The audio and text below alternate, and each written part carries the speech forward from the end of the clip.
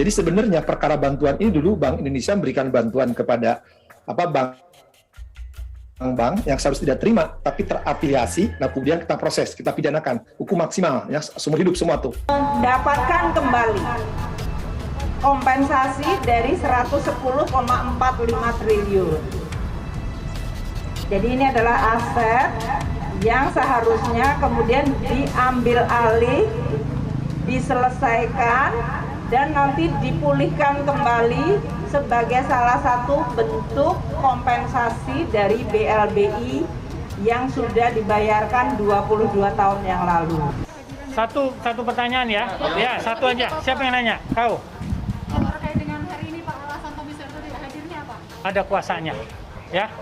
Ya, jadi tepat. Kebetulan saya adalah hakim BLBI, satu-satunya hakim BLBI yang nangani gubernur BI-nya. Yang dana menurut putusan Mahkamah Agung. Ya kita kalau gitu kembali ke perdatanya. Ambil semua utang-utang yang sudah pernah diakui gitu. Ke-12 subtim gitu. Ini yang ngurus ini yang ngurus ini. Dan ini tidak main-main juga karena banyak aset yang sekarang di luar negeri juga. Iya, jadi begitu ada putusan Mahkamah Agung kan orang bertanya, lalu uang negara gimana dong? Apa tidak hilang kalau tidak boleh mengambil secara pidana? Inisiatif pemerintah ya, karena memang ada pengakuan hutang perdata ya untuk BLBI itu. Nyali Jokowi memang gede, BLBI diusut lagi, banyak yang gerah. Pada Juni 2021, pemerintah resmi membentuk Satuan Tugas Penanganan Hak Tagih Negara Dana Bantuan Likuiditas Bank Indonesia. Ini buntut dari BLBI yang menyebabkan kerugian negara. Pembentukan Satgas ini adalah tindak lanjut dari keputusan Presiden nomor 6 tahun 2021 tentang Satgas Penanganan Hak Tagih Negara Dana BLBI. Satgas ini dibentuk untuk menagih hutang sebesar 110 triliun rupiah dari para obligor atau debitur yang terlibat dalam kasus BLBI pada tahun 97 hingga 98. Tidak butuh waktu lama, Satgas BLBI mulai menyita aset-aset para obligor dan debitur penerima BLBI. Menkeu Sri Mulyani mengatakan aset-aset yang disita adalah aset tanah dan bangunan di 4 tempat berbeda. Total ada 49 bidang tanah dengan luas mencapai 5,29 juta meter persegi, tersebar di Medan, Pekanbaru, Bogor, dan Karawaci, Tangerang. Aset itu sekarang telah menjadi milik negara, dan pemerintah juga menyita aset properti yang berada di lingkungan Lipo Karawaci dengan luasan sekitar 25 hektar. Alasan pemerintah mengejar para obligor dan debitur BLBI adalah karena sampai saat ini, negara masih menanggung hutang pokok dan beban bunga dari BLBI tahun 98 silam.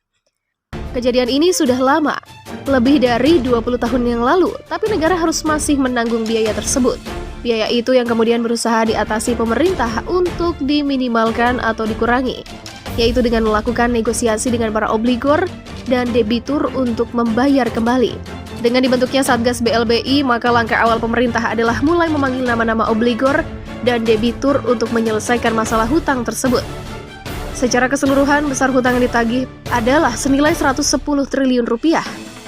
Sri Mulyani ingin dana itu segera dibayar karena kasus ini sudah terjadi lebih dari 20 tahun. Dan jika obligor dan debitur tidak menunjukkan niat baik, tidak mau menemui Satgas BLBI, maka pemerintah akan mengumumkan nama-nama itu kepada publik.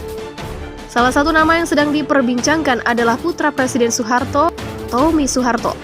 Tommy diketahui tidak memenuhi panggilan Satgas BLBI secara tertulis 2 kali. Kali ketiga, ketika pemanggilan dilakukan lewat koran, Tommy menemui Satgas BLBI diwakili oleh kuasa hukumnya. Tommy tersangkut kasus ini dan dia dipanggil Satgas BLBI yang menagih hutang sebesar 2,6 triliun rupiah dan harus dibayar ke kas negara. Sebenarnya kasus BLBI ini sangat rumit, masif, dan banyak yang sudah pesimis.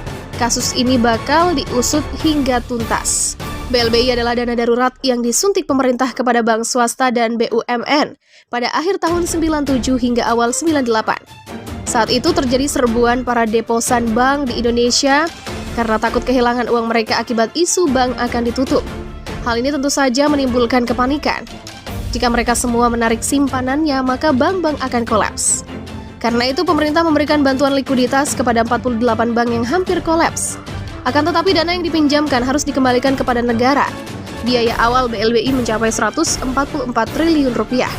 Tadi disebutkan pemerintah akan membeberkan nama-nama ke publik jika mereka tidak kooperatif. Ada 48 orang yang terlibat kasus BLBI dan harus mengembalikan hutang-hutangnya itu.